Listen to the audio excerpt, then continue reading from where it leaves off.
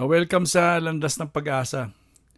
Naranasan nyo na ba yung meron kayong ginagawang tama sa buhay ninyo? Sinusubukan nyo maging mabuti. Pero ang totoo, meron kayong mga ginagawa sa buhay nyo na hindi nyo nagugustuhan. Na nakita nyo, kunyari ako, madalas minsan naisip ko, madali akong magalit sa mga kapatid ko na paminsan-minsan yung bigla na lang dahil siguro pagod ako, nagagalit ako sa kanila, pero magtuturo ako dito sa Landas ng Pag-asa. Parang ang bait ko, pero yung pala, hindi pala ako ganong katapat. Ito yung warning ng Panginoon sa atin ngayong araw na ito. No? Sabi niya, minsan daw, itong mga teachers ng law,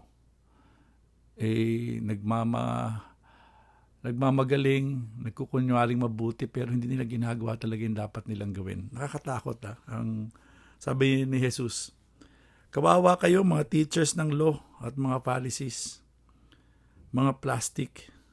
Ibinibigay nyo sa Diyos ang 10% ng mga seasoning or herbs tulad ng mint, dill at cumin. Pero kinakalimutan ninyo ang mas mahalagang teachings ng law gaya ng katarungan, awa at katapatan. Kasi noong unang panahon po, parang nagtatithe sila, parang nagbibigay sila ng offering. Mga spices kasi mga mahal noong unang panahon. Sinasabi ng Diyos, nagbibigay kayo ng offering sa simbahan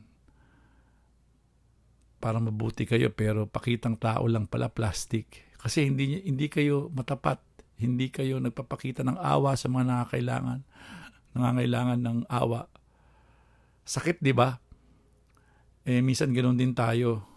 Minsan yung paggawa natin na mabuti, katulad ko, galing mong magsalita sa landas, pero yung pala, minsan hindi ka nagpapakita ng awa o malasakit sa kapatid mo na humihingi lang naman ng tulong.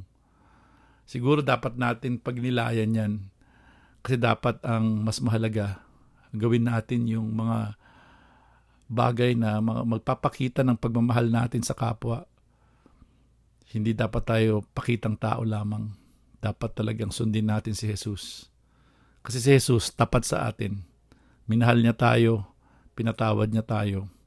Yan ang tawag sa atin ng Diyos. God bless.